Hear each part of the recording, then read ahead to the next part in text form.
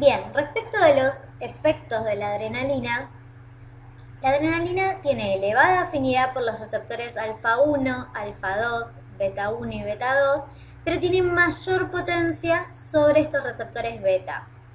Entonces, ¿qué va a pasar a nivel cardiovascular?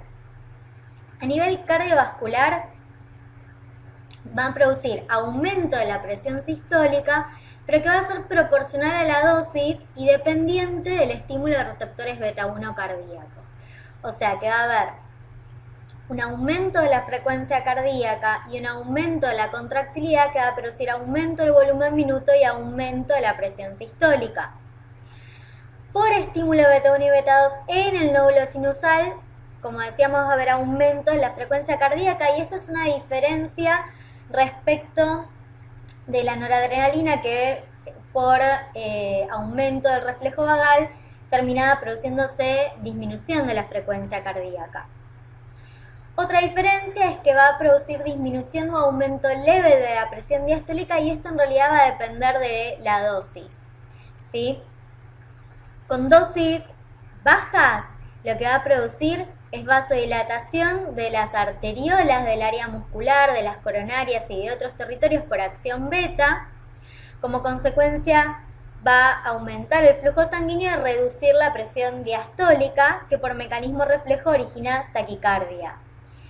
Este es el efecto que decíamos se ve con dosis bajas, por ejemplo entre 0,01 a 0,1 microgramos kilo minuto por vía intravenosa.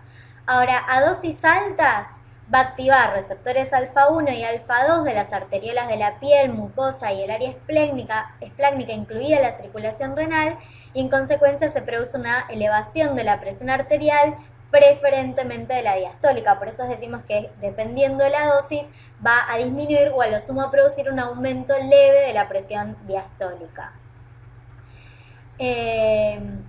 Otra diferencia con la noradrenalina es que este incremento de la presión sistólica y los diferentes grados de vasoconstricción periférica que provoca la adrenalina inducen una activación refleja de la descarga vagal de la misma manera que lo hacía la noradrenalina, pero que no impide la acción taquicardizante directa, salvo dosis muy altas. ¿Sí? Entonces esta también es de alguna manera una diferencia que en donde con la noradrenalina la vasoconstricción periférica generaba una activación refleja, ¿sí? Vagal, un aumento del tono vagal reflejo que competía de alguna manera con el efecto taquicardizante y llegaba a producir disminución de la frecuencia cardíaca. Esto no pasa con la adrenalina, ¿sí?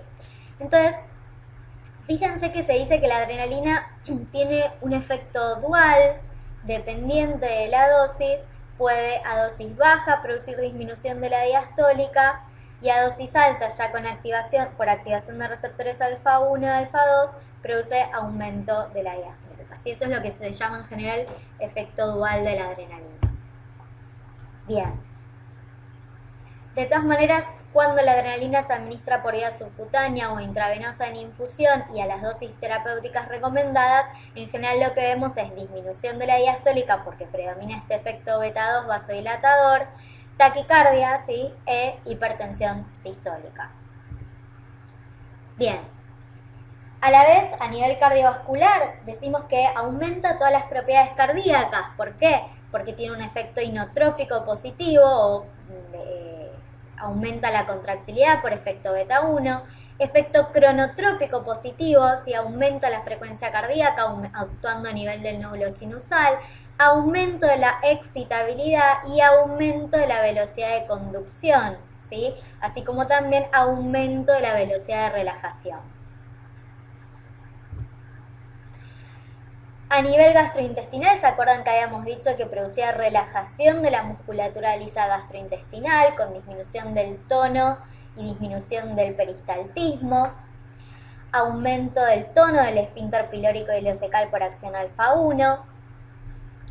¿Se acuerdan que habíamos dicho que por acción alfa 1 producía contracción del trígono y del esfínter vesical y relajación del detrusor? Por eso ahora vamos a ver que uno de los usos de bloqueantes alfa 1 adrenérgicos o antagonistas alfa 1 es en los pacientes que tienen hiperplasia prostática benigna. ¿Se acuerdan que hay una porción de la uretra que atraviesa la próstata y que en un paciente con hiperplasia está dificultada la micción justamente porque se obstaculiza, digamos, o se contrae de alguna manera esa uretra que atraviesa la próstata? Entonces, al dar un antagonista alfa 1, favorecemos o impedimos la contracción del trígono y el esfínter, favorecemos su relajación y de esa manera favorecemos la micción.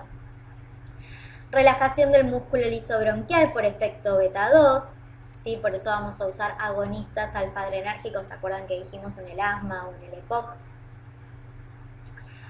Aumento de las concentraciones de glucosa, porque por efecto beta 2 estimula la glucogenólisis. La acción de la insulina en el páncreas, ¿se acuerdan que vimos que es dual? Por acción beta 2 favorece, facilita la liberación de insulina, pero por acción alfa 2 la inhibe. In vivo lo que predomina es la acción inhibidora, con lo cual disminuye la secreción de insulina por acción alfa 2 y esto favorece la hiperglucemia, ¿sí? Aumento de la lipólisis en tejido adiposo, y en el iris se acuerdan que producía contracción del músculo radial, lo que producía dilatación de la pupila y midriasis. Por eso los agonistas alfa-adrenérgicos se podían utilizar como midriáticos. Bien. Entonces,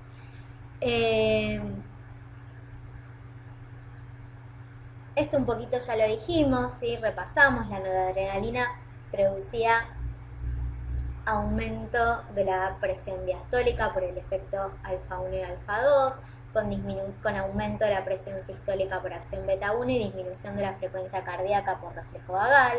La adrenalina, aumento de la sistólica por acción beta 1, ¿sí? Porque aumentaba la frecuencia cardíaca y la contractilidad y en consecuencia el volumen minuto. Y a dosis bajas producía disminución de la diastólica porque predominaba el efecto beta vasodilatador, y ya a dosis más altas podíamos llegar a ver aumento leve de la diastólica. El isoproterenol lo vamos a ver un poquito más adelante. Otros agonistas adrenérgicos son, por ejemplo, la fenilefrina, que decíamos que era un agonista selectivo del receptor alfa 1, que se utiliza como midriático. ¿Por qué? Porque produce contracción del músculo ciliar del iris, ¿sí? Que tiene receptores alfa 1, produciendo, como dijimos antes, la dilatación de la pupila. Y por vasoconstricción de los vasos de la mucosa nasal se utiliza como como descongestivo, ¿sí?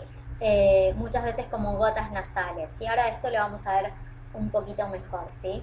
Entonces la fenilefrina se emplea como midriático en forma de colirio, como decongestivo nasal en forma de gotas nasales y como hipertensor por vía intramuscular. A eso después le vamos a ver. Las principales, en general, como se usa en forma local, ¿sí? Como gotas nasales o como colirio, no vamos a ver en general efectos adversos sistémicos o efectos adversos cardiovasculares, pero si los hubiera, recuerden que aumenta la resistencia periférica, ¿sí? Con aumento de la diastólica, y bradicardia refleja por incremento en la descarga vagal como consecuencia del aumento de la resistencia periférica, ¿sí? El isoproterenol. El isoproterenol es una catecolamina de síntesis, ¿sí? Se caracteriza porque tiene una alta afinidad por los receptores beta y baja afinidad por los alfa. Si lo administramos por infusión intravenosa, ¿qué es lo que produce a nivel cardiovascular? Produce disminución de la diastólica, porque lo que predomina es un efecto como la adrenalina, con vasodilatación arteriolar por efecto beta 2, con lo cual hay reducción de la resistencia periférica y disminución de la diastólica, ¿sí? Esto, sobre todo, digamos, este efecto de vasodilatación se ve en los lechos muscular, renal y mesentérico. Y aumento de la presión sistólica por estímulo de los receptores beta 1 cardíacos, con caída de la presión arterial media, que se acuerdan que es la diferencia entre la sistólica y la diastólica.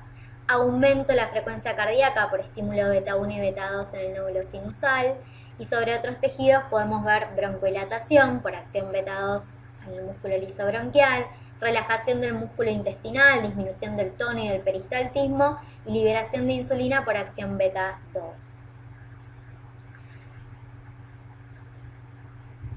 Bien, entonces hay una pregunta a hacer antes de pasar a la próxima filmina, que es ¿para qué piensan que se podrían llegar a utilizar tanto la noradrenalina como el isoproterenol, o, lo vamos a ver ahora, la dopamina y la dobutamina, ¿sí? Tenemos que pensar que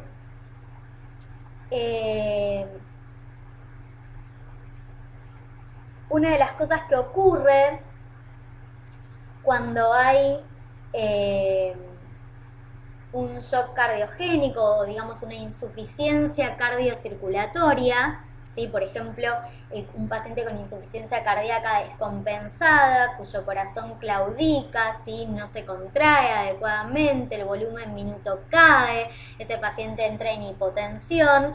¿Y qué es lo que pasa con ese paciente que se hipotensa? Lo que primero corre riesgo son sus órganos vitales, cerebro, corazón y riñón, o sea que el paciente tiene riesgo de hacer un ACV isquémico o un infarto o de miocardio o entrar en insuficiencia renal.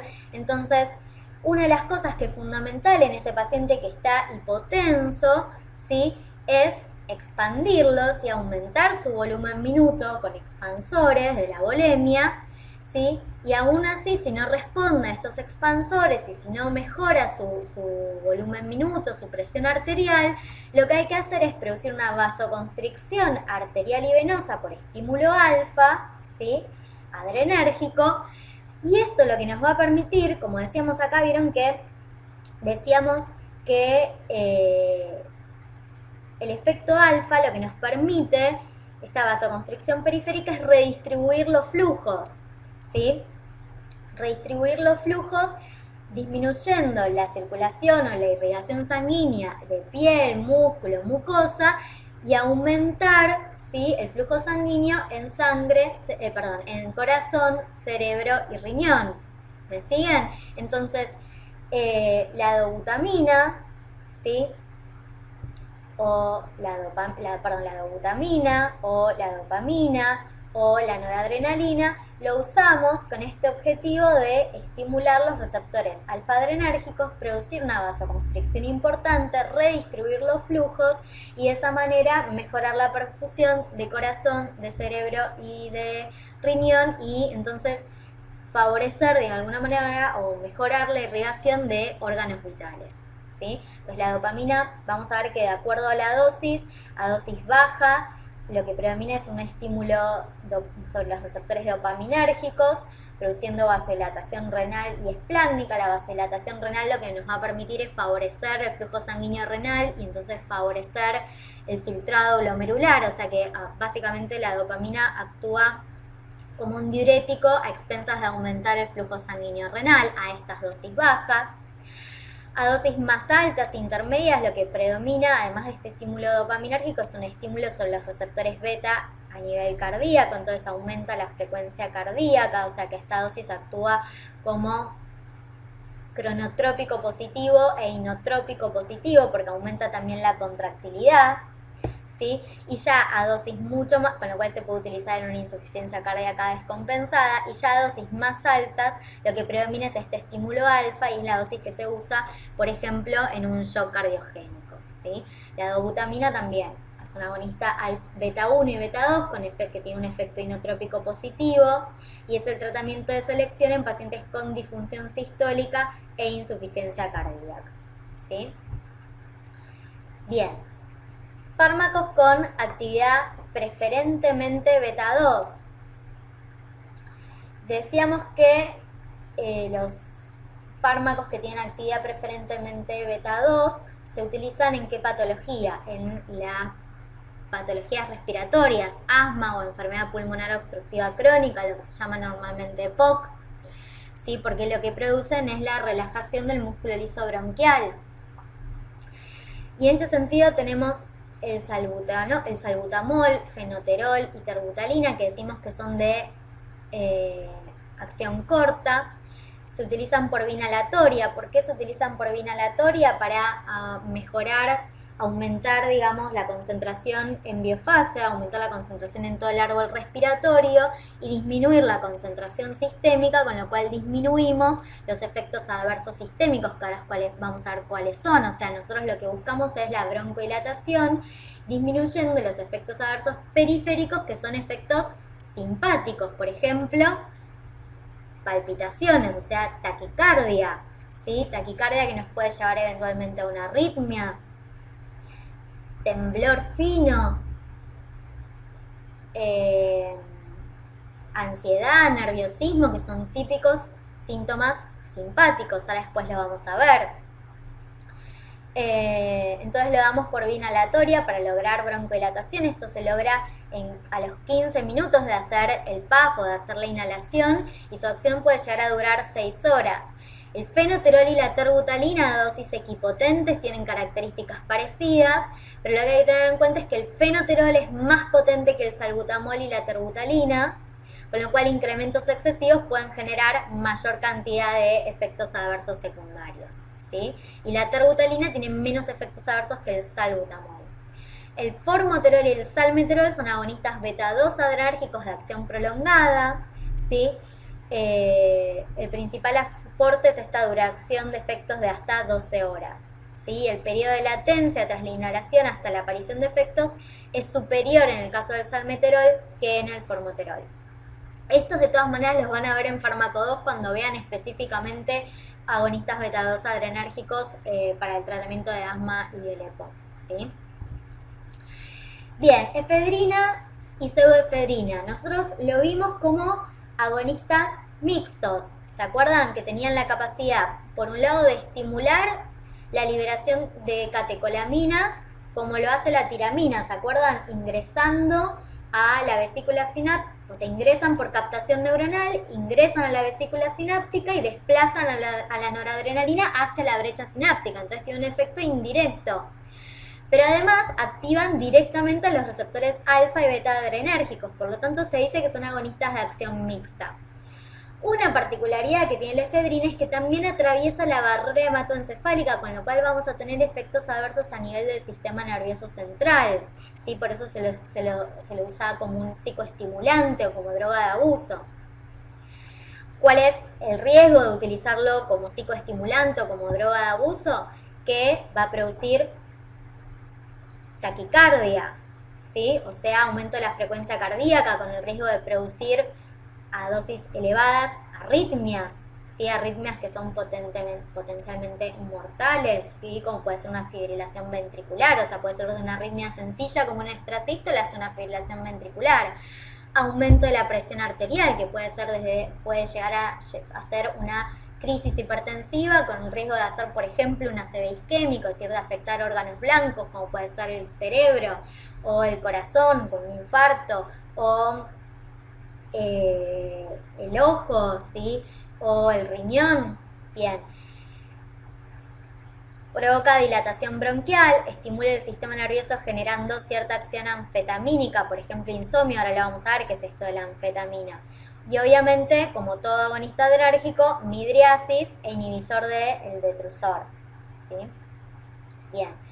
¿Para qué usamos la efedrina? En general se usa en asociación con otros fármacos por su aplicación broncodilatadora o descongestiva, porque produce vasoconstricción de los vasos de la mucosa nasal, ¿sí? Entonces se puede utilizar por vía en general tópica.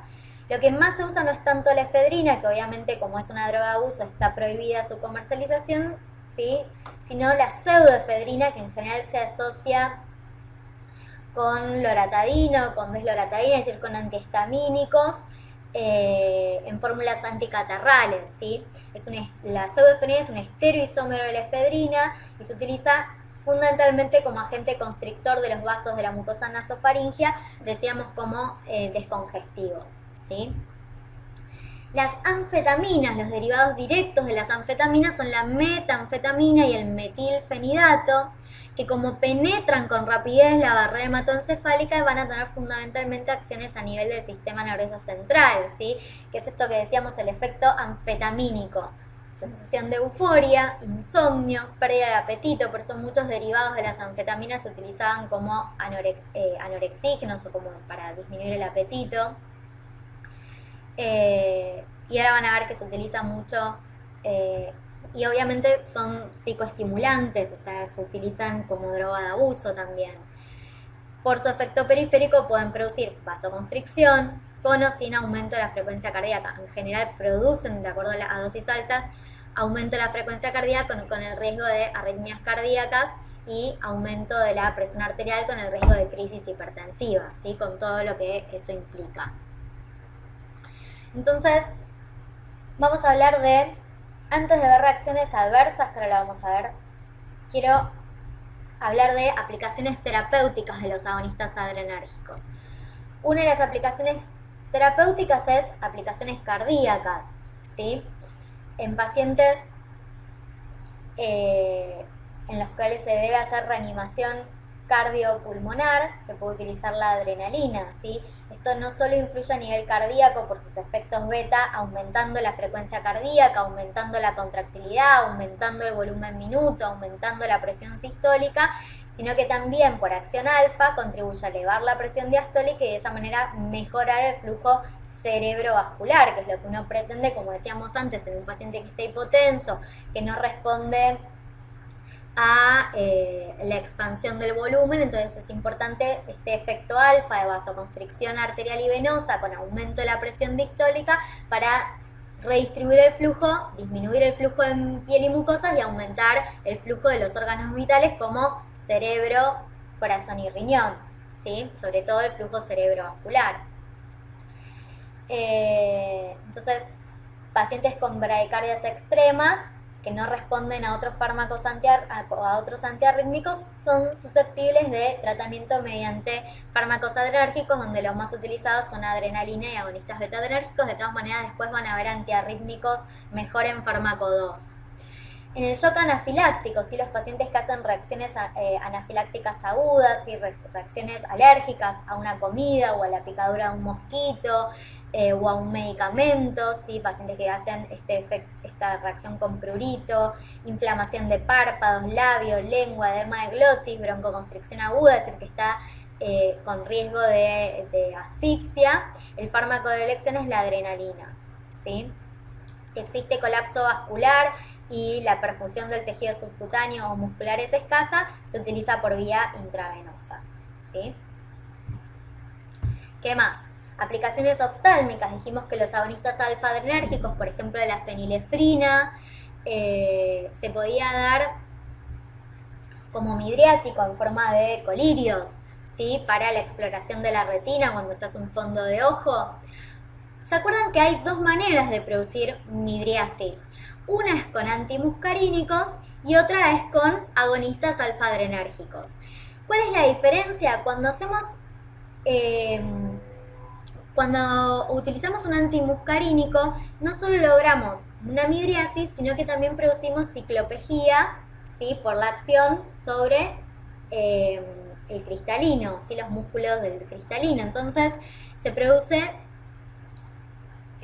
midriasis con ciclopegía. Cuando usamos fenilefrina, la fenilefrina, o sea, la midriasis que se produce, la midriasis simpática, la midriasis que se produce por agonismo alfa-adrenérgico, no producimos ni ciclopegía, ni aumenta la presión intraocular, ¿sí? Esas son dos diferencias importantes, esto en general lo suelen tomar, entre la midriasis que logramos con un antimuscarínico de la que logramos con fenilefrina. Además de la duración de la midriasis tampoco es la misma, es mucho menor cuando usamos un agonista alfa-adrenérgico.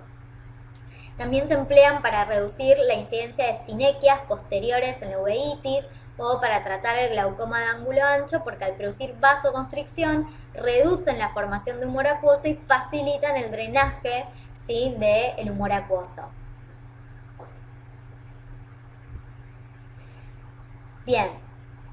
Ya dijimos, lo explicamos con la efedrina, con la pseudoefedrina y con la fenilofrina, la acción anticongestiva, ¿no? La acción descongestionante que es particularmente útil en la congestión nasal de la rinitis alérgica, la coriza, la sinusitis, los catarros agudos. En general se utilizan como aplicación tópica, ¿para qué? Para disminuir los efectos adversos a nivel sistémico, que son básicamente simpáticos, ¿sí?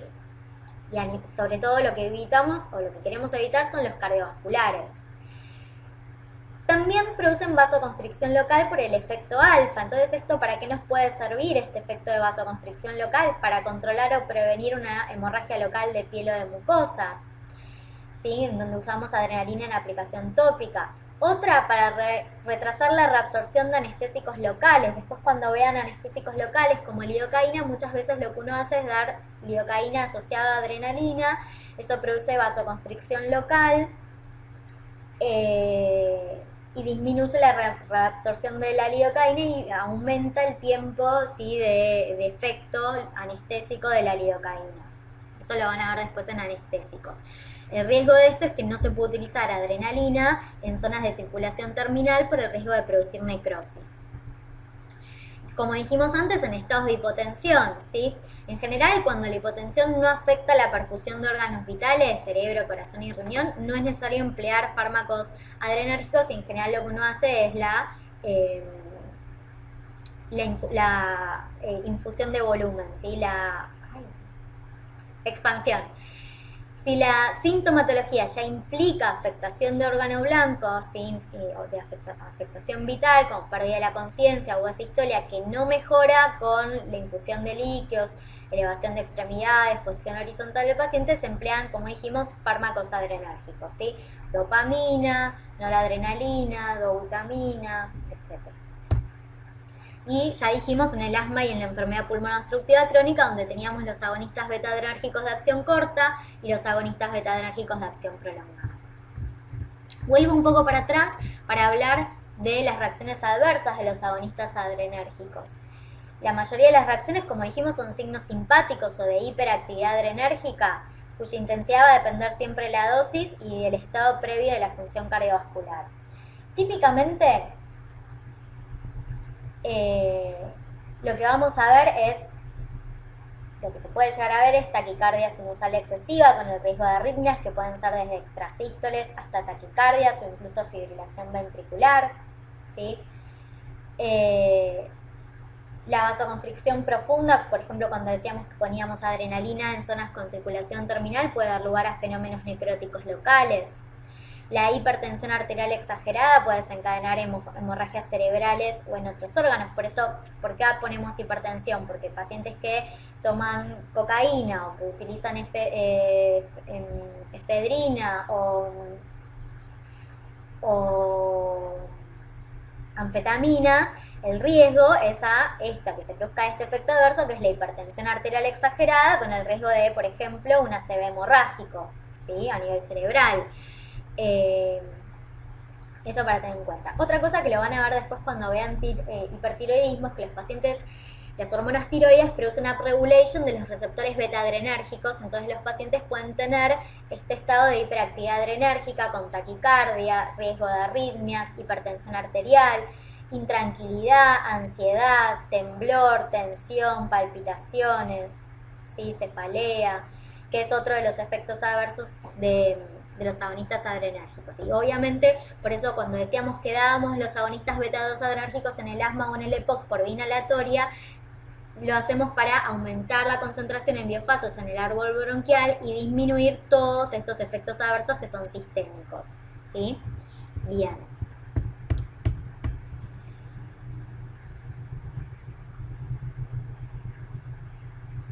Antagonistas adrenérgicos.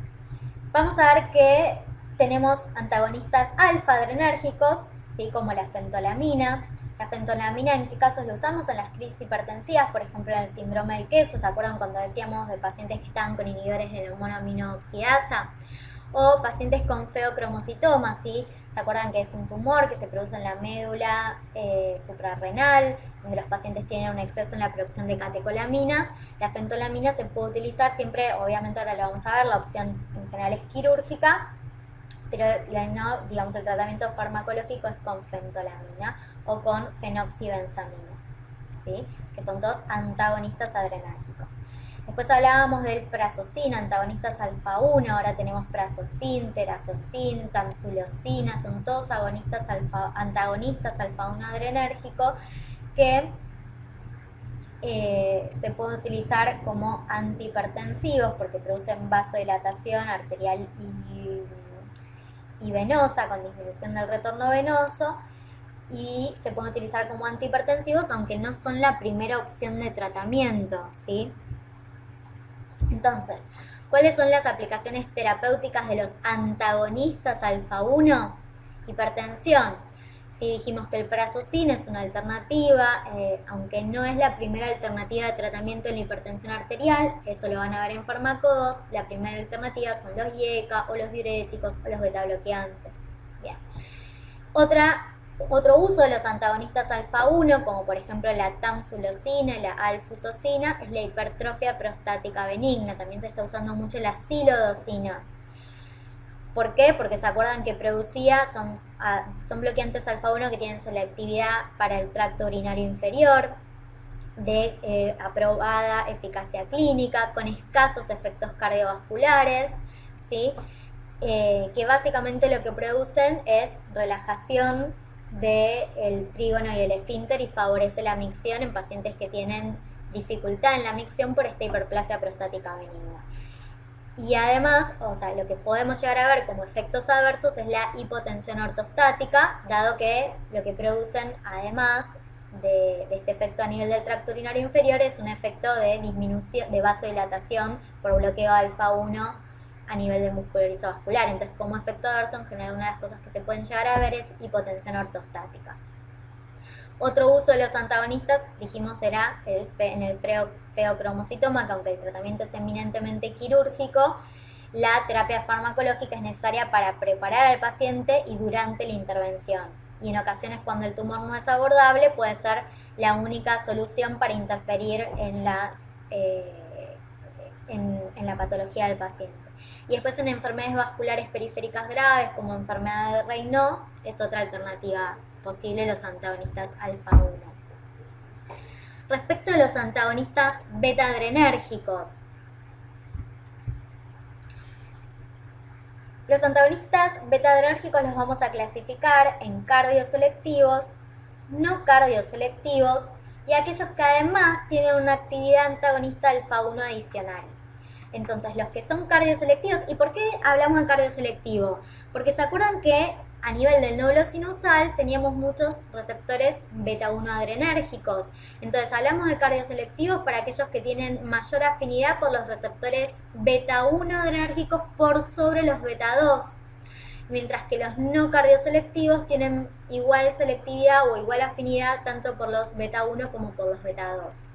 ¿Por qué esto puede llegar a ser importante? Porque, por ejemplo, un paciente que se requiere el uso de un bloqueante beta-adrenérgico como un antihipertensivo y es un paciente asmático, o con EPOC, el beta-bloqueante, si no es cardioselectivo, va a bloquear tanto beta-1 como beta-2, pudiendo empeorar, pudiendo producir broncoconstricción, broncoespasmos y empeorar su cuadro respiratorio. Entonces, en esos pacientes es preferible utilizar un cardioselectivo para disminuir el efecto a nivel beta-2. De todas maneras, un cardioselectivo a dosis muy alta pierde la selectividad por el beta-1 y también afecta a beta-2. ¿Me siguen? Bien.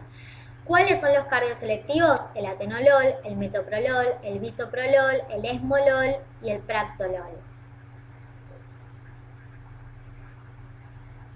Los no cardioselectivos, el propranolol, acuérdense, el sotalol, el timolol, el carvedilol, el labetalol.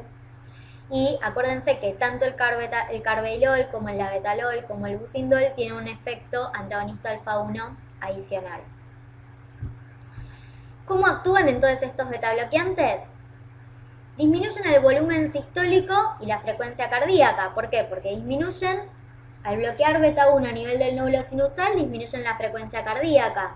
Pero también disminuye el inotropismo, la contractilidad. Por lo tanto, disminuye el volumen minuto y en consecuencia disminuye el volumen sistólico. Si la disminución del volumen minuto y la disminución de la frecuencia cardíaca termina en una disminución del volumen sistólico.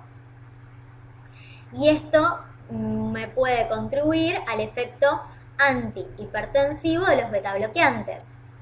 También van a ver que los betabloqueantes son antianginosos. ¿Por qué? Porque al disminuir la frecuencia cardíaca, la contractilidad, el volumen sistólico, la presión arterial, disminuye el consumo de oxígeno.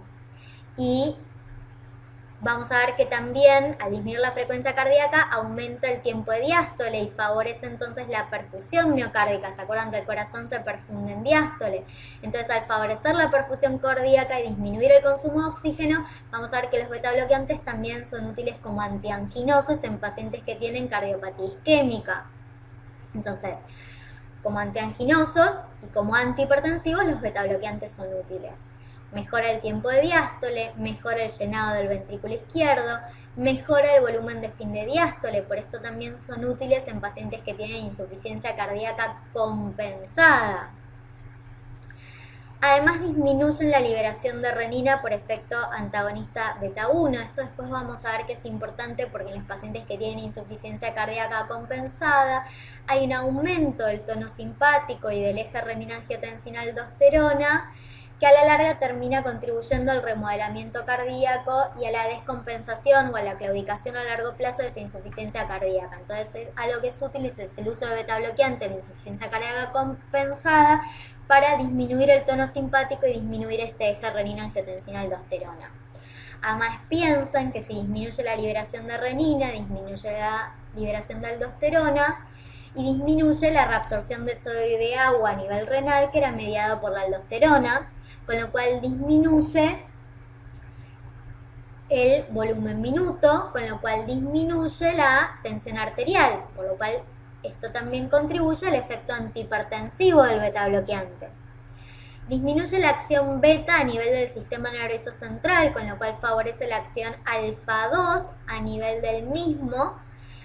Y se acuerdan que el efecto alfa-2 a nivel central o a nivel presináptico inhibía el tono simpático, por eso decimos que el beta-bloqueante disminuye el tono simpático y por esto también contribuye al efecto antihipertensivo. Disminuye la resistencia del tono venoso, disminuye la secreción de angiotensina 2, estimula prostaglandinas vasodilatadoras, con lo cual disminuye la resistencia periférica. Con todas estas dos cosas también contribuye a su efecto antihipertensivo y disminuye las respuestas de catecolaminas al ejercicio.